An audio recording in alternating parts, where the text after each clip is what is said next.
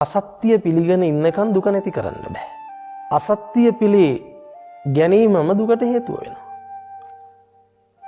සත්‍ය තේරුම් ගත්තොත් දුක නැති කරගන්න පුළුවන් මිසක් අසත්‍ය පිළිගැනීම තුළ දුක අනිවාර්යයෙන්ම එනවා. ඒ කියන්නේ අසත්‍ය පිළි අරගෙන දුක නැති කරන්න දඟලන එක ප්‍රශ්නයක්.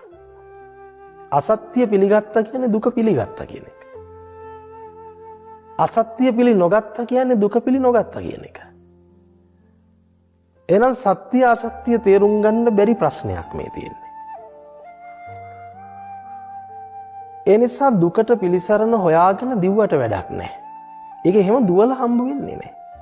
ඉල්ලලා හම්බ වෙන්නේත් නැහැ. පතලා හම්බ වෙන්නේත් නැහැ. සත්‍ය අසත්‍ය තේරුම් අරගෙන ඒ අසත්‍ය පිළිහෙන ඉන්නේ කියන එක තේරෙනකොටම අසත්‍ය ගිලිහිලා යනවා. අසත්‍ය ගිලිහිලා ගියොත් අන්න එදාට දුක ඉක්මවා යනවා. මේක තමයි සිද්ධ වෙන්නේ. ඒ නිසා මේ දුක පිළිගන්නවා කියලා කියන්නේම අසත්‍ය පිළි අරන් තියෙන්නේ. දුක පිළිගත්ත කියන්නේ ඉවරයි.